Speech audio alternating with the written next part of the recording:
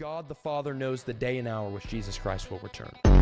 You have all these prophets and people that say Jesus Christ is returning in October of 2025. I don't know, all this random stuff. It's a bunch of baloney.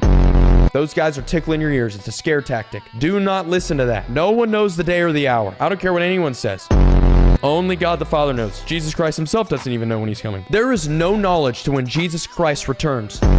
It says in verse 40, 2 men will be in a field, one will be taken and one will be left. 2 women will be grinding at the millstone, one will be taken and one will be left. Therefore, stay awake, for you do not know what day your Lord is coming. It's interesting because when the apostles talk about the end times, they don't preach the end times as if Jesus Christ is coming on a specific date. They preach the end times like, we don't know when he's coming back. He could come back tomorrow. He could come back next month, a year from now, 10 years from now. Regardless, if we're living it, if we're walking out the faith of Jesus Christ, we're ready. So be ready. Being ready for the return of Jesus Christ looks like submitting yourself to him, loving him, seeking him out, putting your faith and trust in Jesus Christ. That's what being prepared for the end times looks like. Now, I'm going to be straight up. Sex is not a bad thing. If you have those sexual desires, that's a good thing. But it matters what you do with those desires, right? Where are you putting your energy? That's energy that you have, right? As a man, it's very important to keep your seed. You don't want to just be, you know what I mean, giving out your seed to other people or to a phone screen, you know, just because you feel a type of way. Self-control is the last fruit of the Spirit.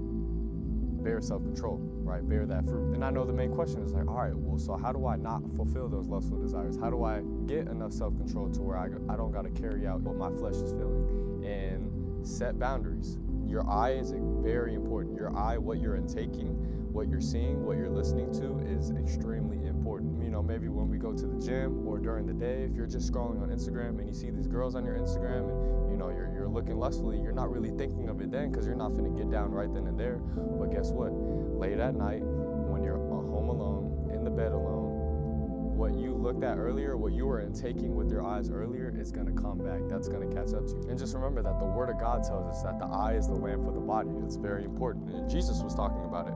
Luke 11:24, it says, the lamp of the body is the eye. Therefore, when your eye is good, your whole body also will be full of light. But when your eye is bad, your body also is full of darkness. And it's very important what you're consuming. Your flesh and spirit are always going to be fed. You just gotta be focusing on